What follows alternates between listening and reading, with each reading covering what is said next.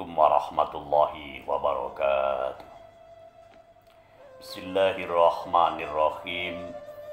Alhamdulillahilladzi farada alaina siyama ramadhana kama farada ala sairi ummati khairil bariyah. Wassalatu wassalamu ala sayyidina Muhammad ibni Abdillah wa alihi wa ashabihi wa man tabi'ahuda amma ba'du.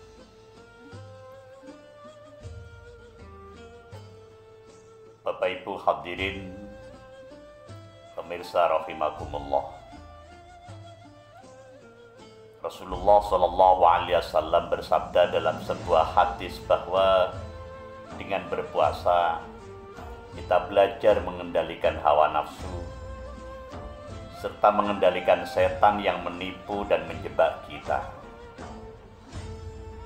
Pada waktu kita puasa, kita membelenggu setan, membuka pintu surga dan menutup pintu neraka. Kita belajar menahan setan supaya tak masuk ke dalam tubuh kita. Salah satu pintu masuk setan ke dalam tubuh kita adalah melalui makan dan minum. Inna syaitana la yajri min ibni adama majrad dam fadayikuhu majariyahu bil ju'i. Sungguhnya setan itu kalau menggoda manusia sampai kepada relung-relung darah, maka sumbatlah, tutuplah jalan-jalan setan yang melalui darah itu dengan lapar, dengan puasa. Jadi kita tutup pintu-pintu pada waktu siang hari. Salah satunya dengan tidak makan, dengan tidak minum. Kita melemahkan setan. Kita buat setan tak berdaya. Dan puasa adalah latihan mengendalikan hawa nafsu. Di dalam tarekat, puasa adalah mengendalikan diri kita secara lahiriah dan batiniah. Secara lahiriah kita mengendalikan diri dengan mempuasakan seluruh panca indera kita. Dalam hal ini ada ajaran tentang semedi yang isinya menutup 7 pintu masuk setan. 7 pintu masuk setan. 7 pintu itu adalah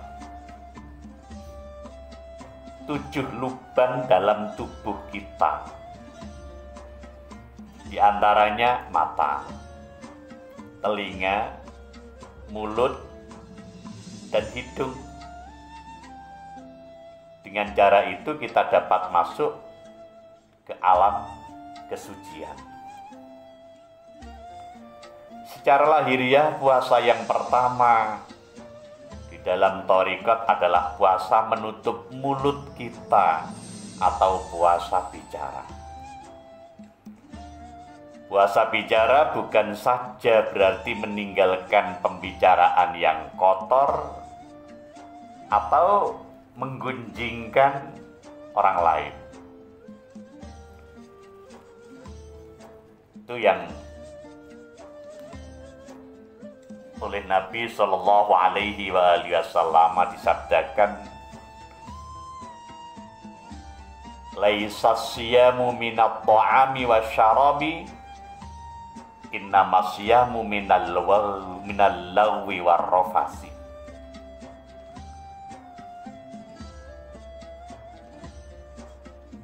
Bukan dikatakan puasa yang sempurna kalau sekedar menahan makan dan minum, tetapi puasa yang sesungguhnya adalah menahan diri dari perbuatan yang tidak ada manfaatnya, lahwun, dan meninggalkan perkataan yang keji, Begitu hadis riwayat Imam Muslim.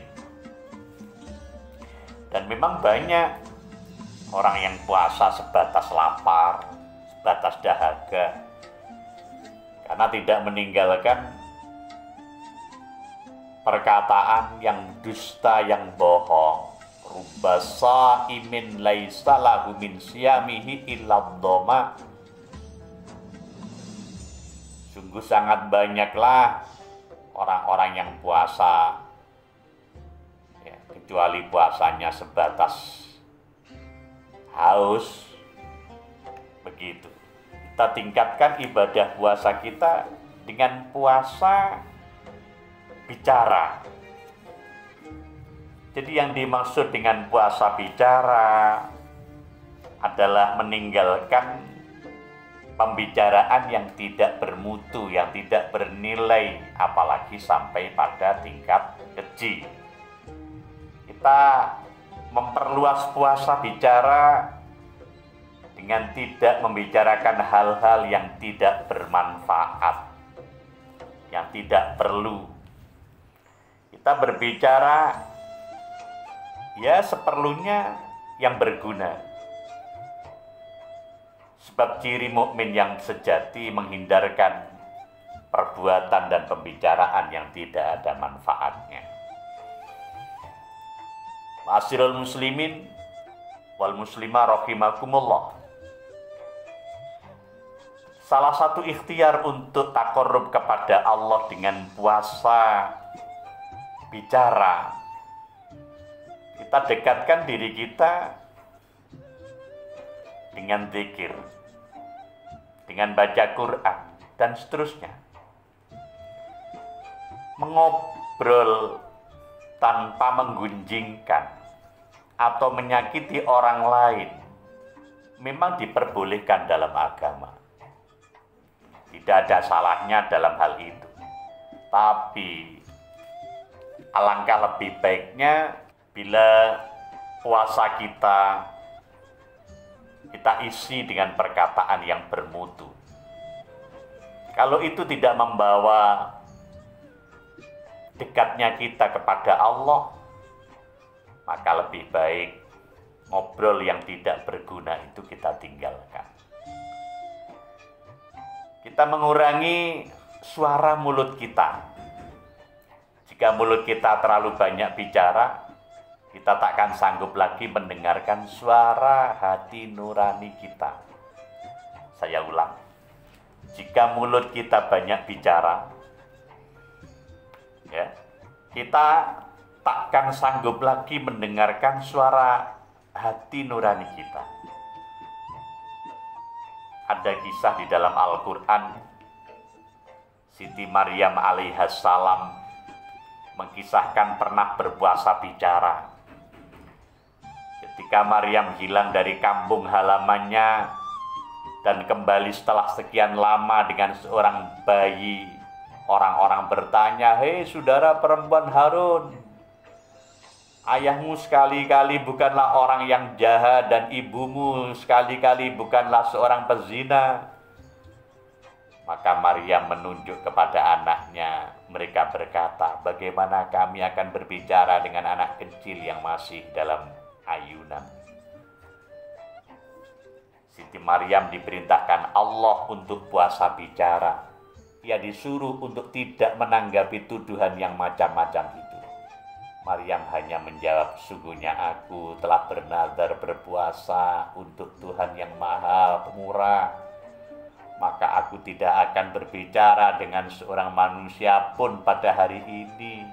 Janji Maryam kepada Allah untuk puasa bicara. Karena Siti Maryam puasa bicara, ia mampu mendengar suara bayi dalam kandungannya. Waktu itu juga ketika Maryam membawa anak kecil, bayi itulah yang menjawab hujatan orang-orang. Bayi itu menjawab, "Dan kesejahteraan semoga dilimpahkan kepadaku. Pada hari aku dilahirkan, pada hari aku meninggal, dan pada hari aku dibangkitkan, hidup kembali." Begitu kisah Siti Maryam puasa bicara yang Allah abadikan di dalam Al-Quran, surah Maryam ayat ke-33. Sehingga saya dan panjenengan dengan puasa ini berlatih untuk menjaga lisan kita. Bisa juga menjaga tangan-tangan kita tidak menulis dan tidak menyebar bidara, berita-berita dan pembicaraan yang tidak mutu, apalagi yang dusta, apalagi yang bohong. Demikian, semoga bermanfaat. Wallahul muwaffiq ila aqwamit thoriq. Wassalamualaikum warahmatullahi wabarakatuh.